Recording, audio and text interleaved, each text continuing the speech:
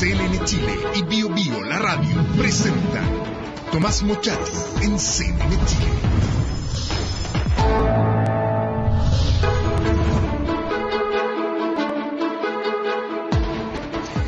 Muy buenas noches, ¿cómo está? Ya estamos enfrentados a un segundo juicio ante la Corte Internacional de Justicia de La Haya. Bolivia ha presentado su memoria. Acabamos ya de conocer hace algunos meses el resultado con Perú, que no fue absolutamente o totalmente favorable a Chile, y ya estamos enfrentados con Bolivia. 195 páginas de la memoria, 2 anexos. ¿Qué significa la memoria? Significan los argumentos. Y estos próximamente van a estar en Santiago, y ya se encuentran en Santiago de manera digital, de manera que ya sabemos, o por lo menos los abogados de Chile conocen los argumentos bolivianos. Principalmente, 2 cuestiones jurídicas muy relevantes. ¿Puede un Estado en forma unilateral obligarse? ¿Una declaración de un presidente obliga a ese país? ¿Contrae determinadas obligaciones un país? ¿Los ofrecimientos chilenos de mar a Bolivia, que alguna vez han existido, obligan a Chile o forman parte de una mera negociación? Hay fallos que señalan que declaraciones unilaterales de los estados obligan a esos estados. Lo segundo, ¿puede la Corte obligar a Chile a negociar, que es lo que pide Bolivia? ¿Pueden obligarnos a negociar? Hay algunos antecedentes. Peter Tomka estuvo hace poco en Estados Unidos y se refirió a un caso en que la Corte en 1997 obligó a negociar a 2 estados. De eso vamos a conversar en este programa, donde va a estar Carlos Mesa, el expresidente de Bolivia, historiador, periodista, que ha seguido permanentemente la relación con Chile. Lo tendremos vía satélite desde La Paz después de esta nota introductoria. Cumplió su misión. Evo Morales regresó a Bolivia luego de entregar personalmente la memoria de la demanda boliviana contra Chile en La Haya, que exige que nuestro país negocie una salida soberana al mar. A su arribo, el presidente boliviano hizo referencia a su principal argumento. Las distintas propuestas, ¿no? Propuestas verbales, algunos escritos, pero no consolidados, no terminados. Las propuestas de Chile demuestran que ellos reconocen que tenemos derechos. Desde que Bolivia decidió presentar la demanda, se habló de apelar a los denominados derechos expectaticios. Así lo dio a entender el abogado boliviano Ramiro Orias en conversación con CNN Chile en 2013. De forma sistemática y cíclica, podríamos decir, hay una especie de patrón donde Chile le ha ofrecido a Bolivia que está abierto a negociar una salida soberana al mar. Expectativas que se habrían generado por años de negociaciones, aunque frustradas. En este momento en el derecho internacional no hay en ninguna parte que se hable de derecho expectaticio en cuanto a la jurisprudencia. Como tales, estos derechos no figuraron cuando se presentó la demanda. Bolivia apeló a negociaciones que ambos países tuvieron en el pasado, es decir, a la doctrina de los actos unilaterales de los estados. Significa de que si un Estado se ha comprometido con algo, ese compromiso lo tiene que honrar. Ese es el tema de fondo. En el caso de Chile, Chile le ofreció en varias oportunidades a Bolivia negociar el tema de una salida soberana al mar. Eso para Bolivia significaría que tiene derechos.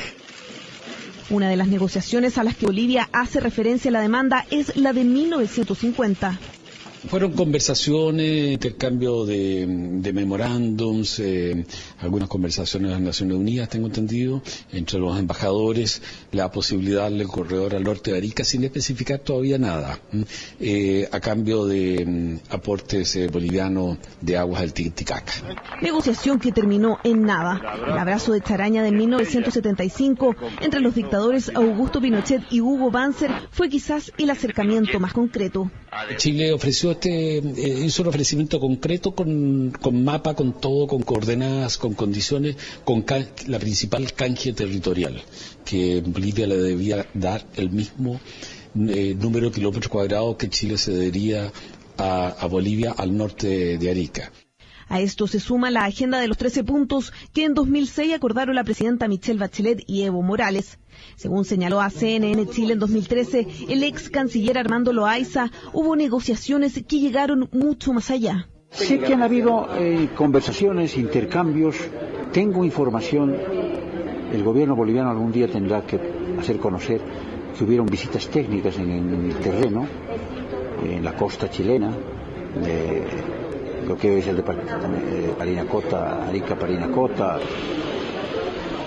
a la zona de Camarones, de la Quebrada. Según Bolivia, todo esto marcaría un precedente que obligaría a Chile a negociar una salida soberana al mar. No hay ninguna tratativa, ninguna conversación, ninguna negociación que haya generado una obligación jurídica para Chile o para Bolivia. La única obligación jurídica es la que surge del Tratado de 1904. Por lo tanto, la de Bolivia es una demanda más política que jurídica. Según expresó el presidente de la Corte Internacional, Peter Tomka, será el tribunal el que deberá decidir si los argumentos de Bolivia se sustentan y luego si Chile, por estas negociaciones, asumió en el pasado la obligación de conceder una salida soberana al mar. Paula Mancilla, CNN Chile. Carlos Mesa, expresidente de Bolivia, historiador, periodista, ya se encuentra vía satélite desde La Paz para conversar justamente sobre la memoria presentada por Bolivia ante la Corte Internacional de Justicia de La Haya. Señor Mesa, buenas noches, gracias por estar con nosotros. No, un verdadero gusto, un saludo muy cordial a todos ustedes. 195 páginas, 2 anexos de esta memoria boliviana.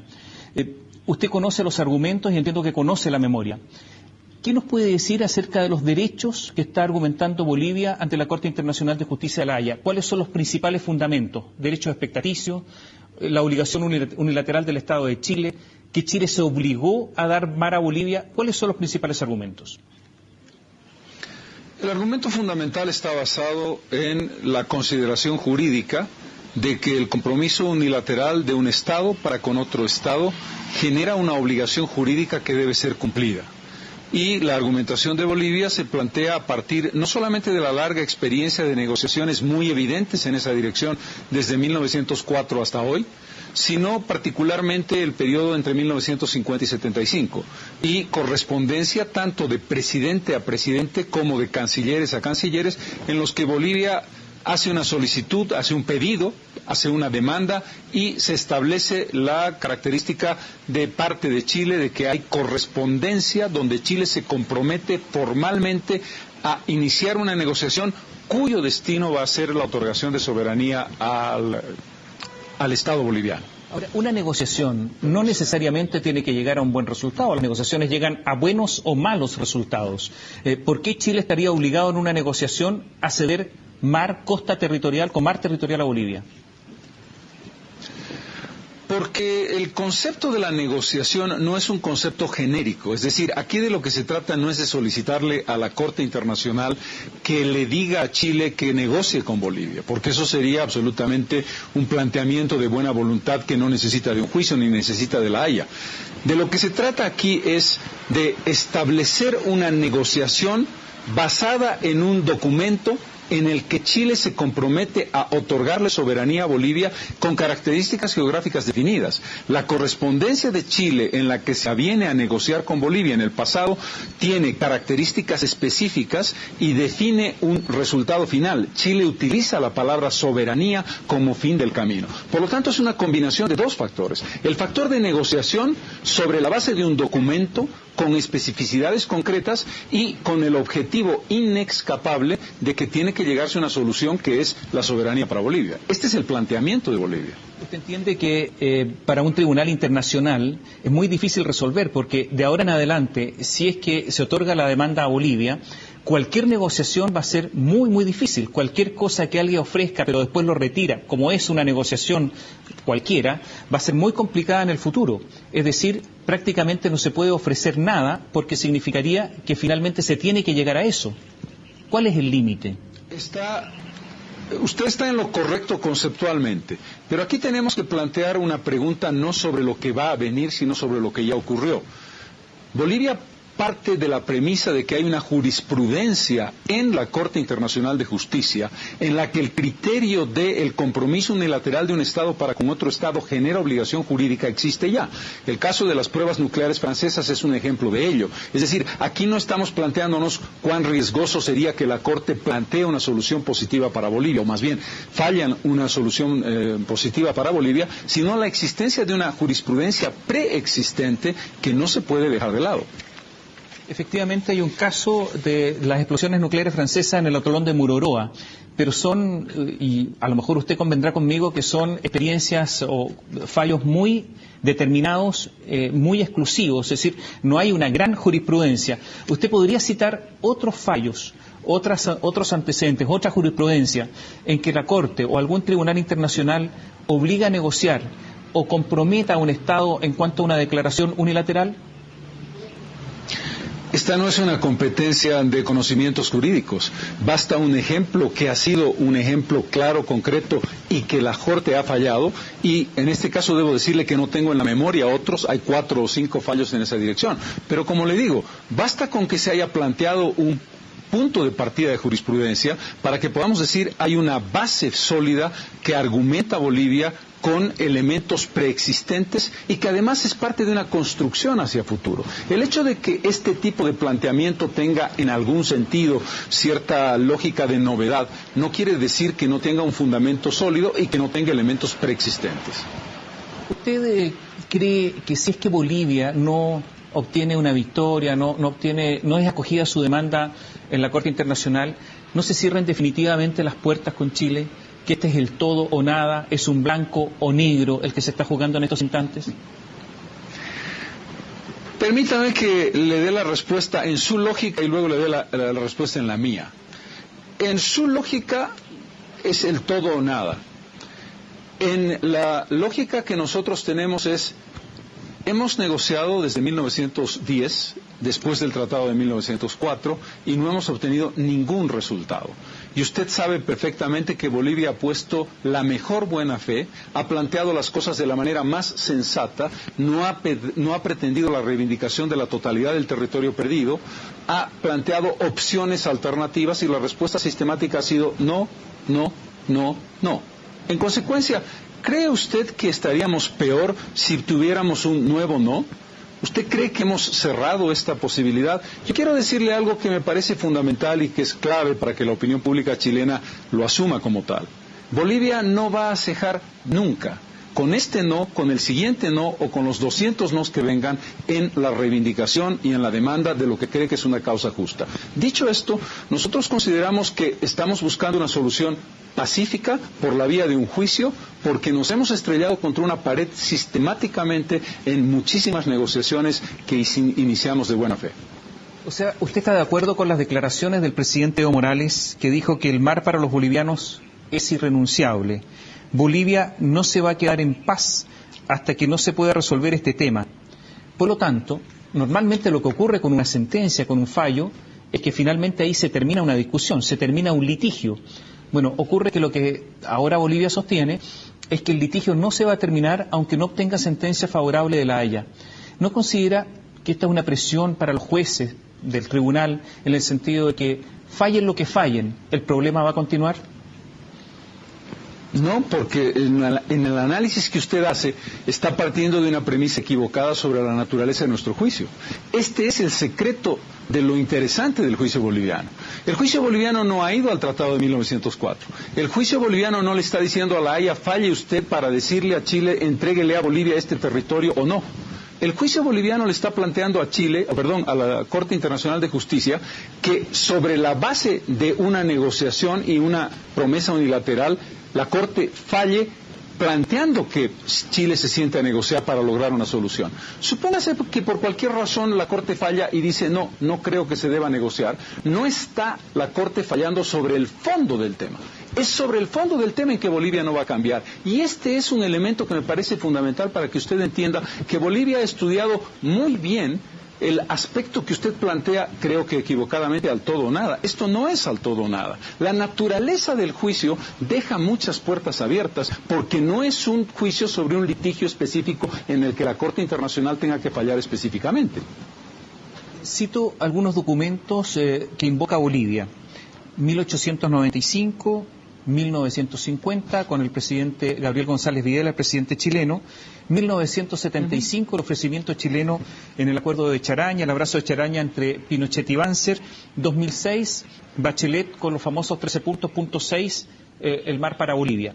De esos documentos, ¿cuál es el que más, al que usted le atribuye más importancia, el que más fundamentos jurídicos puede tener para obtener un juicio favorable en La Haya?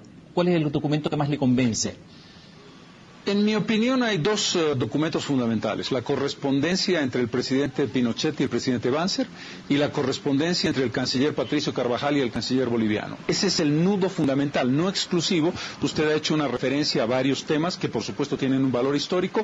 También me parece importante el de 1950, muy importante. Pero si usted me preguntara cuál es el corazón, yo diría que la correspondencia Banzer-Pinochet y la correspondencia Carvajal, ministro de Relaciones Exteriores de Bolivia. A su juicio, el ofrecimiento chileno de 1975 de un corredor a Bolivia, que fue un ofrecimiento formal, ¿ese ofrecimiento está vigente? Desde el punto de vista de la argumentación jurídica, sin ninguna duda. Desde el punto de vista de la realidad política de hoy, podríamos debatirlo. Pero a efectos de lo que estamos hablando, sin ninguna duda. O sea, que Bolivia, por ejemplo, hoy día podría aceptar, si es que está vigente, aceptar ese ofrecimiento y empezar negociaciones con Perú. ¿Por qué con Perú? Bueno, porque evidentemente Perú tiene algo que decir en el corredor en territorios que antes eran peruanos. Usted lo sabe que hay un tratado en 1929 que obliga a Perú a manifestar su consentimiento. Vamos por orden. El juicio que Bolivia le inicia a Chile no tiene ninguna vinculación con Perú en su primera fase. En la hipótesis de que la Corte falle en favor de Bolivia, se produzca una negociación entre Bolivia y Chile y lleguemos a un acuerdo con Chile, ahí entra a terciar Perú. Chile tendrá que hacerle una consulta a Perú y Perú tendrá que responder. No me cabe la menor duda. Pero no estamos en esa fase. Estamos en la fase del juicio de Bolivia contra Chile, cuyo objetivo boliviano es sentarnos a negociar, conseguir la soberanía con un acuerdo con Chile y a partir de ese momento recién entra a terciar Perú. Claro, pero usted sabe que el ofrecimiento chileno formal, usted dice que este documento es muy importante, esa negociación fue muy importante, la de 1975, fracasó justamente por la negativa peruana. O sea, Perú es fundamental. Y quiero recordar lo que dijo Juan Velasco Alvarado, el expresidente peruano. Dijo, pienso que no hay peruano o peruana que opine a favor de dar a Bolivia una salida al mar por Arica. El famoso embajador Juan Miguel Bácula, suponer que el Perú se había batido 4 años con tan cruento y doloroso esfuerzo para que Bolivia obtuviera una recompensa, resulta una inconsecuencia. Perú es muy importante en esto, expresidente. Vuelvo sobre el punto. Usted está confundiendo los tiempos. Estoy totalmente de acuerdo con usted en lo esencial. Perú es muy importante, pero no estamos en la fase Perú, estamos en la fase Chile. No es un juicio contra Chile y contra Perú, este es un juicio contra Chile. Chile y Bolivia negociarán. Si la negociación es positiva y llegan a un acuerdo, viene la fase en la que preguntaremos a Perú. No me permita o no me obligue usted a adelantar 5, 6 o 7 años lo que Perú va a decir. Ese es un trabajo que tendremos que hacer todos. Lo que ahora estamos discutiendo es la voluntad política de Chile. La voluntad que Chile no ha tenido para darnos un acceso libre y soberano al mar que nos obliga a ir a un juicio internacional, que ojalá esta vez sí nos permita llegar a un acuerdo a ambos países que será extraordinario. Después hablaremos del tema Perú. Coincido con usted, es complejo, no va a ser fácil. La posición peruana, en mi opinión, es difícil para Bolivia, pero una cosa primero y otra después. Cuando usted era presidente, ejercía la presidencia de Bolivia, el presidente de la época, Ricardo Lagos, le dijo relaciones diplomáticas aquí y ahora. Se lo dijo en un tono muy fuerte. Mirando hacia atrás, así es. ¿Usted pensó, cree ahora que a lo mejor habría sido bueno haber tenido relaciones diplomáticas entre los dos países? En absoluto, creo que no debí nunca ceder a esa tentación. Por 2 razones básicas. Primero, porque la actitud del presidente Lagos no fue positiva. Y segundo, porque no tenemos relaciones para poner ante el mundo en evidencia que sí hay un problema pendiente. Y que volveremos a tener relaciones diplomáticas, y lo deseo vehementemente, con Chile en el momento en que el tema de nuestra soberanía se haya resuelto. Y la prueba de que yo tenía razón al no volver con las relaciones diplomáticas es que en el mejor momento de la relación bilateral, la primera gestión de la presidenta Bachelet y la primera gestión del presidente presidente Morales, más allá de las sonrisas, más allá del regalo del charango, más allá de la lista de los 13 puntos, nunca hubo una voluntad real de Chile de negociar el punto sexto. Todo eran magníficas sonrisas, todo era vamos a discutirlo, pero en el momento en que Bolivia le planteó a Chile, discutamos el tema del mar, Chile nunca se vino a fijar una fecha ni establecer las condiciones de esa negociación bilateral.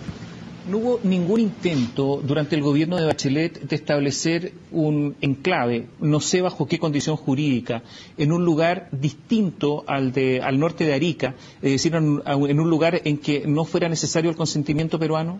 Yo tengo información que incluso funcionarios gubernamentales peruanos visitaron algunas caletas chilenas. Es que aquí hay un punto que tiene que estar claro y que ustedes mismos lo plantean como imposible. Si estuviéramos dispuestos a una negociación en un enclave en territorio que fue originalmente boliviano, nunca podríamos conseguir soberanía, porque Chile ha sido muy clara en la lógica de que no puede parcelar su territorio ni dividir su territorio en dos. Por lo tanto, cualquier negociación nos llevaría a la propuesta del presidente Lagos, zona económica especial con todas las características menos soberanía. Y lo que los chilenos tienen que entender, sobre todo el gobierno, es que la palabra soberanía es el punto de partida y el punto de llegada del debate. Y la única posibilidad de conseguir eso es no partiendo en dos el territorio de Chile. Esa es la razón por la que el debate sobre un enclave termina siempre en zona económica especial, pero termina nunca en soberanía. El presidente Morales lo ha dicho varias veces, pero hace poco tiempo calificó a Chile de imperialista, y la sensación que hay, lo colijo también de sus palabras, es que el gobierno boliviano y los dirigentes bolivianos no creen en los presidentes de Chile. Da la impresión que no creyeron ni en Piñera, no creen en Bachelet, no creen en Frei, no creen en Lagos, no creen en nadie. ¿Esa es su impresión, de que no creen en los dirigentes chilenos? Me parece una definición demasiado dura. Debo decir que tenemos legítimo contexto histórico para ser escépticos. Debo decirle que tenemos legítimo contexto histórico para desconfiar. Y debo decirle objetiva e inequívocamente que nunca hemos podido lograr el paso definitivo de Chile para una concesión en un tema tan importante para Bolivia. En ese contexto, la palabra imperialismo me parece un poco excesiva. Yo tengo tendencia, y espero que así sea expresado en mis palabras, a ser respetuoso, y aunque puedo ser enérgico, siempre considero al otro como interlocutor a quien debo respetar y a quien debo entender en su lógica política. Pero créame, la razón por la que Bolivia ha llegado a un juicio internacional es porque hemos agotado, y puedo decirle con absoluta certeza lo que le digo, hemos agotado todos los argumentos razonables, sensatos, equilibrados y pacíficos por la vía del diálogo a lo largo de más de 100 años. Chile no puede criticarle a Bolivia en ese sentido. Hemos hecho todo lo posible y hemos esperado más de un siglo. Sería injusto por parte de Chile suponer que lo que Bolivia está haciendo es un exabrupto o una muestra de mala fe. Es simplemente el agotamiento y la frustración que nos hace decir, ya que pacíficamente no lo podemos hacer en la vía del diálogo, vamos a hacerlo pacíficamente en la vía de un juicio, que ojalá finalmente resuelva lo que debe ser la construcción de un camino común entre Chile y Bolivia. Señor Mesa, yo tengo la impresión que si bien este tema en Chile, el otorgar una salida al mar a Bolivia, hace algunos años era un tema que era prácticamente, estaba fuera de la discusión, hoy día es un tema que en Chile se discute y que progresivamente es una solución que a nivel de ciudadanía está teniendo cada día mayor acogida. De hecho, cuando ha venido Evo Morales a Santiago, ha tenido un recibimiento multitudinario. Es decir, hay una sensación ambiente de progresiva comprensión del requerimiento boliviano. Posiblemente, si Bolivia hubiese esperado a lo mejor algún tiempo, habría habido una masa crítica suficiente en la ciudadanía chilena para otorgar el corredor sin necesidad de un juicio. ¿Usted tiene esa misma impresión, que la opinión pública chilena ha ido cambiando? No la tengo y le voy a decir por qué. Porque lo que usted me acaba de decir es exactamente lo que pasó el año 2006, cuando el presidente Morales estaba electo y fue a un estadio en Chile, y le dijeron mar para Bolivia, y tuvo la mejor voluntad con la presidenta Bachelet y había una masa crítica de opinión pública muy favorable a discutir el tema del mar y daba la impresión de que era un momento en que el gobierno de Chile tenía una mejor opinión pública para negociarlo y no ocurrió. Por lo tanto, déjeme decirle que esta vez ya no creo que eso vaya a ocurrir porque vivimos exactamente ese clima y esa sensación el año 2006 y no pasó nada. O sea, este no es un problema entre gobiernos, sino que es un problema entre los sentimientos de los pueblos. A ver, aquí la pregunta me parece muy pertinente. Los sentimientos de los pueblos tienen mucho que ver con la actitud de los gobernantes. Si el gobierno trabaja una línea determinada en el tiempo y lo hace de manera sólida y de manera consistente, los pueblos pueden flexibilizar su posición. La prueba de ello es que nunca en la historia boliviana, en la primera gestión de Evo Morales, el pueblo boliviano estuvo mejor dispuesto para con Chile antes y después. ¿Por qué? Porque Morales mostró, a diferencia de los antecesores, me incluyo yo, y antes de su ruptura con Piñera, una actitud muy proactiva con Chile y muy dispuesto a que la diplomacia de los pueblos y la negociación directa con la presidenta Bachelet pudiera tener resultados. Si usted analiza las encuestas de la opinión boliviana sobre los chilenos, nunca fue mejor, por supuesto con las diferencias y problemas que Bolivia tiene sentimentalmente con Chile. Y si usted consulta las encuestas, verá exactamente lo mismo con Chile. Respuesta final.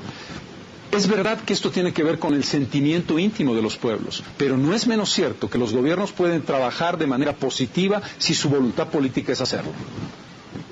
Después de toda esta conversación, ya se nos está acabando el tiempo, deberíamos entender entonces en Chile que gane o se pierda, al final con Bolivia va a haber problemas. Si se pierde, se llegará a una negociación que posiblemente ni siquiera llegue a buen puerto. Imagínese que Chile exija una compensación territorial. ¿Estará dispuesto Bolivia a ofrecer esa compensación? A lo mejor, incluso perdiendo Chile, Bolivia no obtenga jamás o en mucho tiempo un acceso soberano al mar. Usted ha hecho dos consideraciones en su pregunta y se las voy a responder de manera diferenciada.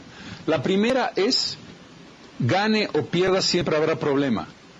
No, no debe haber problema. La solución es tan sencilla, tan simple, tan increíblemente práctica que yo sigo sin entender por qué no hay una respuesta positiva. Si Chile asume que el tema del mar y la solución del tema del mar es un problema permanente porque estamos empeñados en algo absurdo, ahí sí vamos a tener problemas. Si Chile asume que lo que Bolivia plantea es sensato, razonable, de pequeña escala y de soluciones de largo aliento en todos los temas, agua, energía, puerto, etcétera, las cosas cambian. Su segundo razonamiento, el que está vinculado al hecho de que nosotros tenemos un solo camino posible y ese camino posible nos va a mantener de manera indefinida en el problema. Yo creo que lo que usted ha mencionado sobre la compensación es parte del juicio y es parte del fallo. Y créame, el fallo de La Haya puede facilitar que una respuesta que hoy en Bolivia es radical cambie. No se olvide de eso. No se olvide que si el fallo nos favorece, también nosotros tenemos que considerar cesiones y tenemos que considerar sacrificios. Una cosa es que nos lo plantee el interlocutor y otra cosa es que lo diga la Corte de La Haya. Yo en ese tema soy un poco más flexible de lo que usted pensaría. O sea, desde un punto de vista personal, ¿usted estaría dispuesto a que Bolivia sea territorio de Chile? No, desde un punto de vista personal yo no estaría dispuesto hasta no escuchar el fallo. No me haga responder cosas que usted sabe que no puedo responder. Yo le responderé esa pregunta cuando conozca el fallo de La Haya. No, pero estamos hablando de un punto de vista teórico. No, en estos casos la situación es tan delicada que no hay teoría posible. Uno tiene que ser consistente con la lógica de la nación a la que representa. Yo soy expresidente de Bolivia. Usted ha entendido lo que le he dicho perfectamente y no puedo ir ni un minuto más, perdón, ni un centímetro más ni un centímetro menos que eso. Agradecemos a Carlos Mesa, expresidente de Bolivia, historiador, también periodista, por esta conversación con CNN Chile desde La Paz. Muchas gracias. No, por el contrario, el agradecido soy yo y permítame en este momento expresarle mi solidaridad con el pueblo de Valparaíso en particular, que está pasando momentos tan difíciles. Ojalá que sean resueltos positivamente y desde luego siempre el aprecio de quien como boliviano no puede menos que desear que esta situación que están viviendo sea resuelta rápidamente. Muchísimas gracias. Gracias, agradecemos al expresidente Carlos Mesa. Vamos a hacer un alto, luego estará Jimena Fuentes. Ella forma parte del equipo chileno, de la defensa chilena ante la demanda boliviana en la Corte Internacional de Justicia de La Haya. Escucharemos los argumentos de Chile.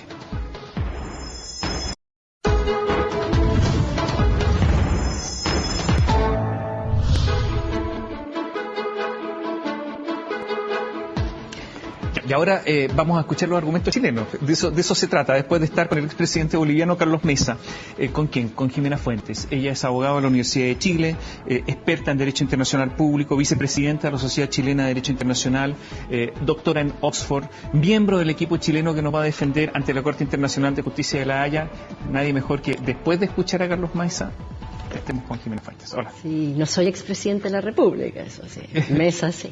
Oye, pero lo primero, yo creo que hay un ambiente psicológico en Chile después de del fallo de la Corte Internacional de Justicia de La Haya con Perú, del juicio con Perú. Psicológico. Y de hecho, los bolivianos también lo dicen. O sea, ellos dicen, y leo justamente a Carlos Mesa en una entrevista que dio hace algún tiempo, y dice, mira, hay un elemento significativo, y se nos da una sensación de que Chile perdió todo, pero la Corte ha generado algo muy importante, la percepción de que la diplomacia y la lógica internacional chilena no es necesariamente perfecta ni superior. Los bolivianos creen que este fallo de la Corte Internacional de Justicia respecto a Perú marca un antes y un después. Bueno, yo creo que son interpretaciones. Es interesante esto de la psicología de los países. Sí, es interesante la de los países, pero eso habla de un complejo de ellos. Perdón, y de los abogados también. Claro. Si los abogados también tienen psicología. Pero yo diría que eso pone de manifiesto el complejo de Bolivia respecto a Chile. Esto de que con este fallo ahora podemos decir que la diplomacia de Chile no era superior. O sea, que durante el tiempo anterior estuvieron pensando todo el rato que era superior. Es que a lo mejor los peruanos también lo sentían así, claro, y ahora ya no lo sienten. Entonces el fallo es importante. Si yo fuera psiquiatra y el diván, diría, tenía un complejo muy grande usted. Ya, pero cambia la psicología, cambia el ánimo, cambia el espíritu, ¿no? Bueno, de los bolivianos. ¿Y de nosotros? Y de nosotros, yo creo que en Chile hay este fallo obviamente genera también efectos. Y yo creo que ha generado el efecto, en mí ha generado un efecto, de hecho, que es mirar que en la Corte hay un aspecto político importante, que no es solo una Corte que falla en derecho. ¿Ya no hay confianza, Jimena, en la Corte? Bueno, yo voy a hablar solo por mí, sí, a título personal. Ya. Pero miembro del equipo chileno. Miembro del equipo chileno, ok, pero a título personal. ¿Ya no hay confianza en la Corte?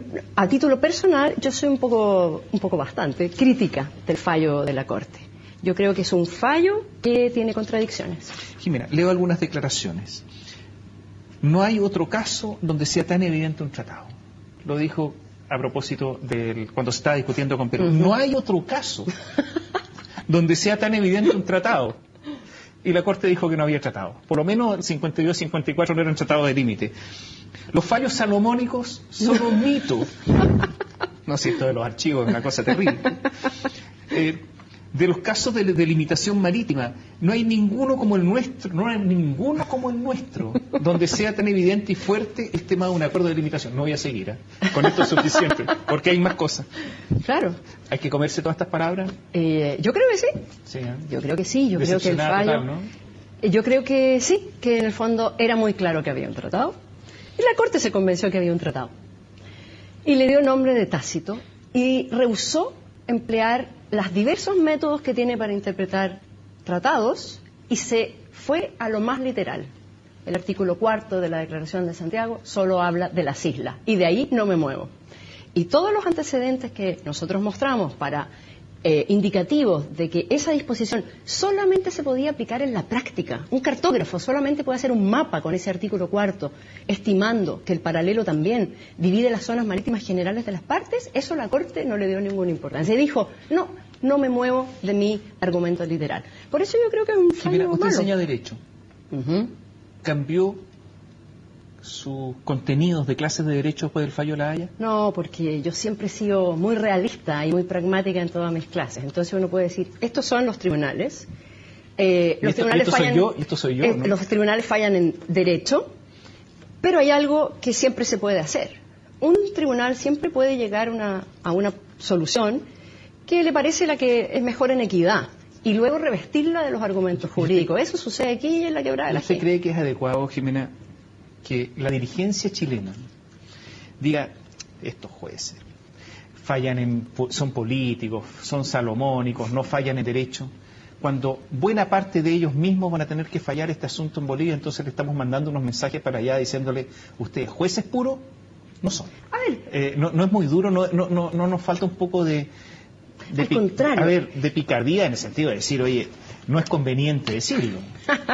Lo que pasa es que nosotros en Chile, hay que mirar cómo es en otras partes del mundo, la Corte es criticada.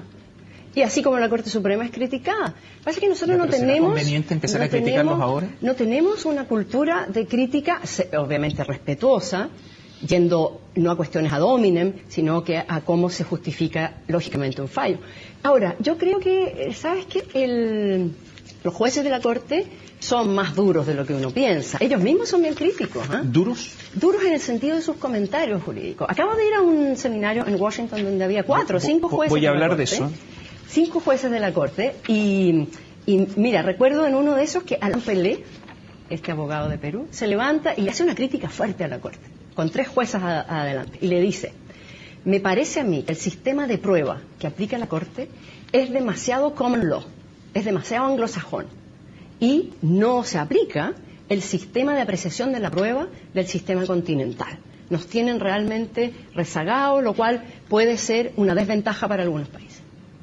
Y le contesta la jueza china, dura, y le dice: yo que vengo de un sistema que no es ni common law, ni continental, a mí me ha parecido que en verdad es bien continental la Corte. Así que usted está completamente equivocado. ¿De dónde saca esa postura? Así es que criticar a la Corte no genera ningún drama. Pregunta, en ese seminario justamente donde había 1000 personas, 1000 expertos, había estudiantes también. ¿Cuánto dependen los jueces de la Corte de la información pública y cuál es la relación que tienen los magistrados en el desempeño de su trabajo como jueces con el mundo que está fuera de la Corte? O sea, si son influenciables o no. Autora de la pregunta. Fue muy buena esa pregunta. Ni más ni menos que la agente chilena recién nombrada ante la Corte, María Teresa Infante. Respuesta. ¿Quién respondió? Peter Tomka. Los jueces deciden los casos sobre la base de los expedientes, los alegatos y pruebas aportadas por las partes. Y luego incluso le lanzó una ironía a la gente chilena. Nunca leemos artículos ni usamos Wikipedia como fuente de información. Y la quedó mirando largamente. Bueno, a mí me pareció muy buena la pregunta, porque es una pregunta que debe hacerse todo juez. ¿Era conveniente hacerla en ese momento? Peter Tomka tomó la pregunta con muy buen ánimo. Bueno, ¿sabes por qué? Porque él es un... Sí, porque además no hay que ver en esa pregunta segundas intenciones. Lo que pasa es que en la Corte el tema de pruebas es uno de los temas que está de moda, podríamos decir. ¿Sabes por qué? Porque a la Corte incluso le allegan las partes muchas veces recortes de prensa. Hay toda una discusión sobre si se pueden usar o no memorándums de los servicios de inteligencia de los países, que son ocultos para el resto del mundo, ¿verdad? ¿Qué pasa si un país decide sacar a la luz esos memorándums? ¿Qué valor probatorio tienen? Entonces yo creo que la pregunta de María Teresa Infante era mucho más académica que una pregunta... Claro, lo que pasa es que como ella no es académica en estos momentos, sino que la gente chilena... Es académica. No, pero como yo, es académica. Es profesora en la Universidad de Chile, compartimos curso... entonces son preguntas que nosotros sabemos que están en el aire y que me pareció súper interesante que la hiciera. ¿Causó algún nivel de preocupación que en esta misma reunión internacional el señor Tomka, el presidente de la Corte, diga: mira, a ver, hay un caso, 1997, que para efecto del derecho internacional no es un caso tan antiguo, entre Hungría y Eslovaquia, en que se obligó a las partes a negociar? Mira, conozco muy bien ese caso, de hecho mis alumnos lo tienen que leer para el próximo martes y lo traduje para que lo pudieran leer. Peter Tomka lo saca a colación. Lo saca a colación. Y entonces uno dice, bueno, a ver, este señor... Pero hay que... El juez Tomka no va a estar dando mensajes subliminales a ninguna de las partes. Pero no va a apuntar sin... Lo que pasa es que es un caso interesante, pero es muy interesante, porque... no se estaba discutiendo ahí ninguna obligación de negociar, en ese sentido es muy diferente a Bolivia o Chile. Se estaba discutiendo la nulidad y la terminación de un tratado para construir una serie de esclusas, represas en el río Danubio. Sí, son centrales hidroeléctricas. 2 centrales hidroeléctricas, 2 represas y un montón de esclusas. O sea, de hecho, el tratado era del 77 y estábamos en el año 92 y se seguía construyendo. O sea, era una mega obra. Bien, entonces es muy interesante ese caso, pero en el fondo la Corte llega a un lugar, a un callejón sin salida. No termina el tratado porque la Corte es muy conservadora en esas materias, no va a dar por terminado un tratado así nomás, rechazó cada una de las causales de terminación que invocó Hungría para terminar el tratado, pero después se da cuenta de la realidad de la vida. La realidad de las cosas es que Hungría dejó de construir todo, está todo botado. Y Eslovaquia empezó a construir las obras que necesitaba en su propio territorio. Entonces era una situación muy complicada y la única salida que encontró la Corte fue decirle, ¿sabe qué más? No voy a terminar el tratado, pero ha llegado un momento en que ustedes lo tienen que cumplir y se han puesto en una situación en que es muy difícil cumplirlo en su estado original. Negocien para adaptarlo a las nuevas condiciones. O sea, nosotros tendríamos... Y hasta el día de hoy no han negociado nada. O sea, nosotros tendríamos que cruzar los dedos para que la Corte no encuentre complicado el caso de Chile con Bolivia, de que no encuentre una salida y que no obligue a negociar, entonces. Lo que pasa es que es tan claro que la Corte ahí obligó a negociar sin un resultado, que estamos en el año 2014 y no ha pasado ninguna negociación en esa situación de Hungría. De hecho, yo lo estudio ese caso como un caso que no solucionó ninguna controversia. Jimena, ¿en qué condiciones un Estado se obliga unilateralmente? Bueno, está el famoso caso de los franceses en Atolón de Mururoa, pero desde el punto de vista internacional y de acuerdo con ese fallo y otros, ¿cuándo un Estado se obliga unilateralmente? Bueno, las promesas obligan, pero tienen que ser promesas tan claras en cuanto a la existencia de una voluntad seria en obligarse, que eso explica que haya muy poquitos casos en que una promesa obligue, ¿ya? De hecho, ese caso de los ensayos nucleares, muchos lo ven con mucho cuidado, con cautela, porque piensan que en el fondo, de nuevo, fue la salida que tuvo la Corte, la salida política, para sacarse una papa caliente que tenía en las manos, que era un caso relativo a ensayos nucleares en plena Guerra Fría, donde la iba a tener que prohibir a un país como Francia, miembro permanente del Consejo de Seguridad, que no realizara más ensayos nucleares. Lo que pasa, Jimena, es que hay guerra fría entre Chile y Bolivia, ¿no? Si pudiéramos dar el ejemplo, no hay más guerra fría que entre Chile y Bolivia. O sea, la guerra fría total. Bien, pero me refiero a que, de alguna manera, la construcción que hizo la Corte fue una excusa para sacar el caso de la lista de casos pendientes. Después de las declaraciones que usted hizo antes del fallo con Perú, está más cuidadosa, no haría las mismas declaraciones con respecto a Bolivia, porque yo estoy escuchando que con respecto a Bolivia se está diciendo lo mismo, todo está muy claro, todo es evidente, de que están discutiendo estos bolivianos, prácticamente están diciendo son dementes de recurrir a la Corte. ¿No habría que ser un poquito más cauto que como fuimos con Perú? Por supuesto, ¿Sí, por supuesto que hay que ser más cauto, hay que mirar que la Corte, ¿cómo se mira la Corte a sí misma? Entonces, la Corte puede tener una imagen de sí misma y las Cortes además cambian. No es la Corte. La Corte del año 60 no es la misma del 70, la del 80. Entonces, a nosotros nos tocó una Corte era una Corte que miraba su función como, yo creo, estaba un poquito balanceado hacia el hacer justicia. Nuestra Corte puede cambiar porque van a elegir, se van algunos jueces, se eligen nuevos. Pero la Corte también tiene que mirar el caso que tiene entre manos. Delimitación marítima, yo sé por qué todos los periodistas en general en Chile tenían la visión que de delimitación marítima era el área más dada o fácil para los salomónicos. Porque en todos los casos de delimitación marítima efectivamente se reparte la torta que se tiene en común. Y la manera más fácil es 50-50, ¿verdad? Entonces suena muy salomónico, pero es la manera más evidente de hacerlo. Entonces, delimitación marítima se presta bastante para que acusen a la Corte de ser salomónica, porque la regla dice delimitación equitativa.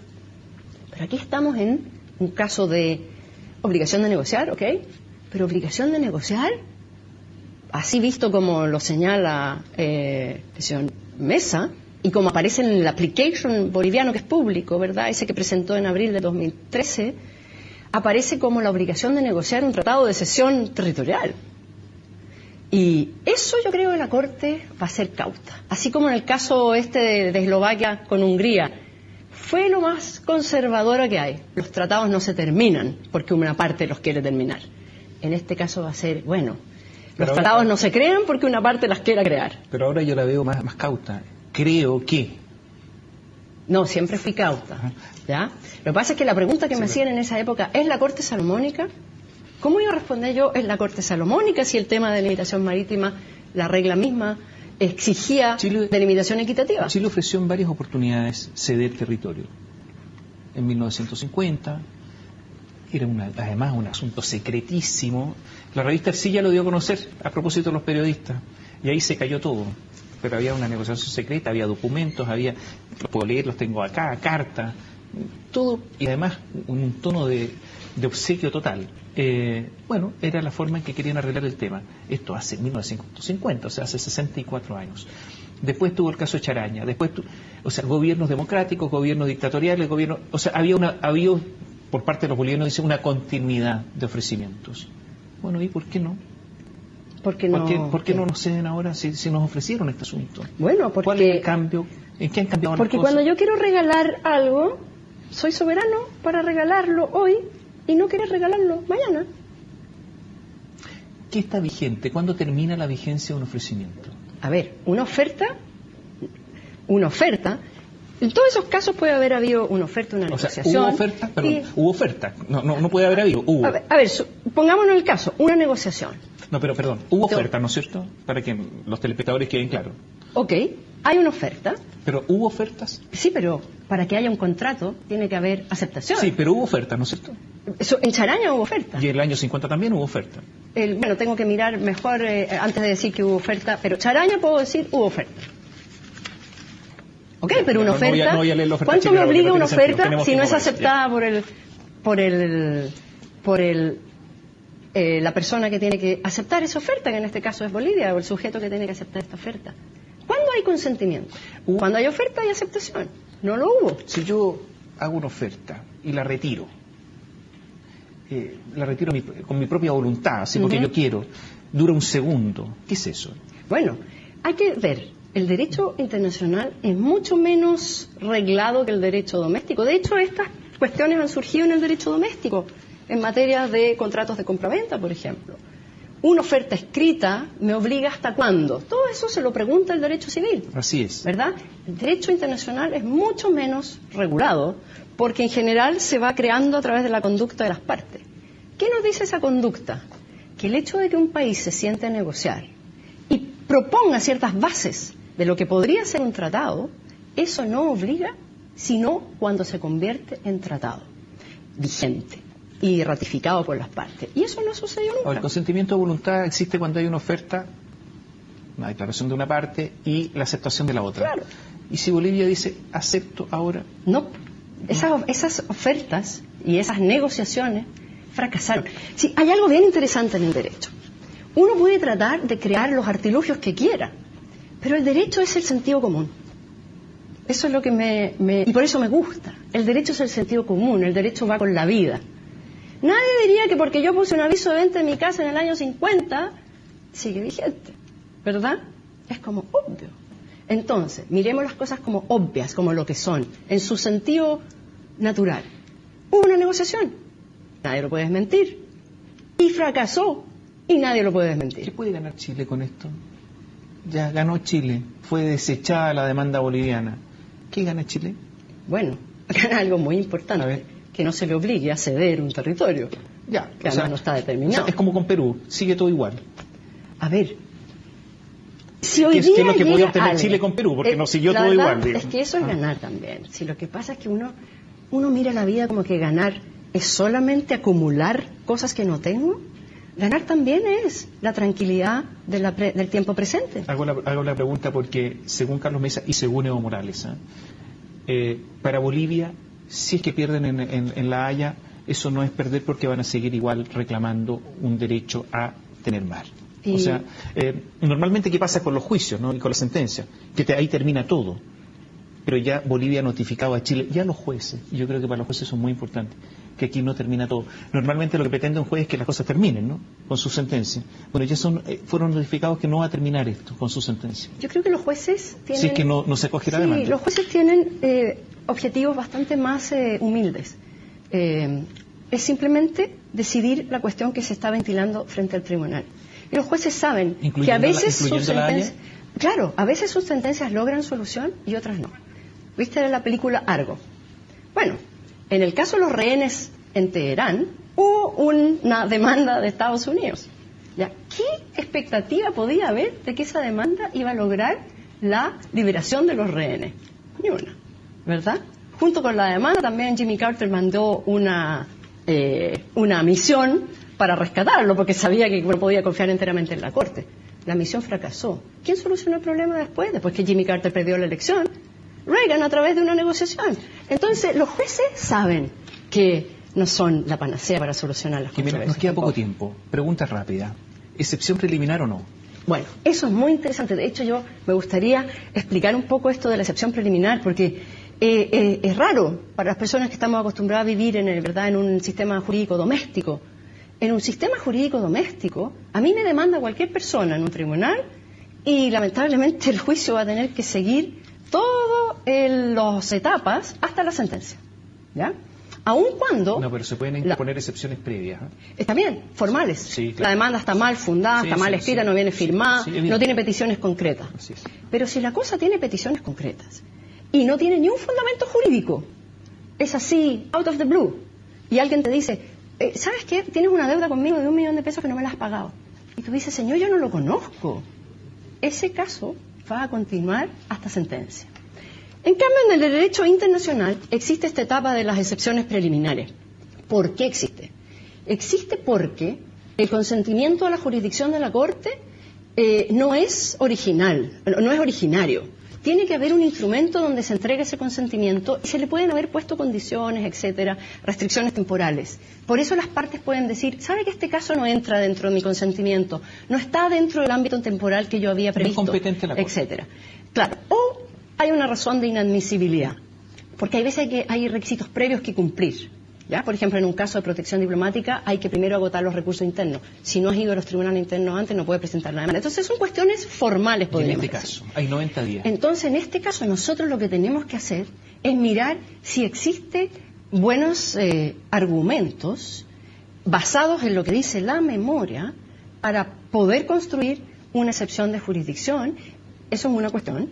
Tenemos que también mirar la estrategia en el sentido de qué posibilidades tendría de ganarse o perderse una excepción de jurisdicción, porque tú acabas de hablar de la cuestión psicológica. Hay una buena cuestión psicológica si uno pierde la cuestión de jurisdicción y el otro se va a sentir ganador, etcétera. Pero también hay que mirar una cuestión objetiva. Hay muchas excepciones de jurisdicción que la Corte, para poder resolverlas, necesita conocer más antecedentes del caso. Necesita, en el fondo, que se ventile todo el caso. Entonces, en esos casos, la Corte a veces dice, ok, su excepción de jurisdicción no la vamos a resolver todavía. Vamos al fondo, igual, en el fondo, antes de pronunciarme en el fondo, voy a igual pronunciarme de la excepción de jurisdicción, pero quiero escuchar a las partes. ¿Ya? Así que todo eso es lo que hay que considerar antes de presentar una excepción de jurisdicción. Ya, la duda está planteada absolutamente. Entonces. Absolutamente. Sí, hay algunos que dicen que es inconveniente porque perder en un comienzo, al inicio... Ese factor psicológico. Psicológico, claro, es malo. Psicológico-político, podemos decir, ¿verdad? Hay que considerar todo. Aquí no hay nada que haya que desechar. Hay que considerarlo todo antes de presentar una excepción de jurisdicción. ¿Qué abogados internacionales van a representar a Chile? Bueno, no puedo decir eso todavía hasta que se anuncie. No ha habido un anuncio oficial, entiendo. Así es que yo ahí voy a restringirme hasta que haya un anuncio oficial de nuestro... ¿Ah? ¿Los conoce? Los conozco. ¿Son los mismos? No lo voy a decir. ¿Hay algunos que sean los mismos? Yo soy uno de los mismos. No, me refiero a los internacionales. ¿Ah? ¿Hay algunos que sean los mismos? Hay algunos que son los mismos. ¿Y hay sorpresa? Y eso es bueno. ¿Y hay porque eso quiere decir... ¿Ah? ¿Hay alguna sorpresa? O sea, si hay nombres nuevos va a ser... Pero sorpresivo, sorprendente. No, así como que vamos a traer a un rockstar. Bueno, son todos un poco rockstar los abogados internacionales. Gracias, Jimena. Gracias por estar con nosotros. Okay. Jimena Fuentes nos ilustró acerca de la posición chilena, de lo que podría ser, para dónde vamos a ir con esta demanda boliviana ante la Corte Internacional de Justicia de La Haya. Chao, buenas noches. Chao. CNN Chile y Bio Bio, la radio, presentaron Tomás Mochati en CNN Chile.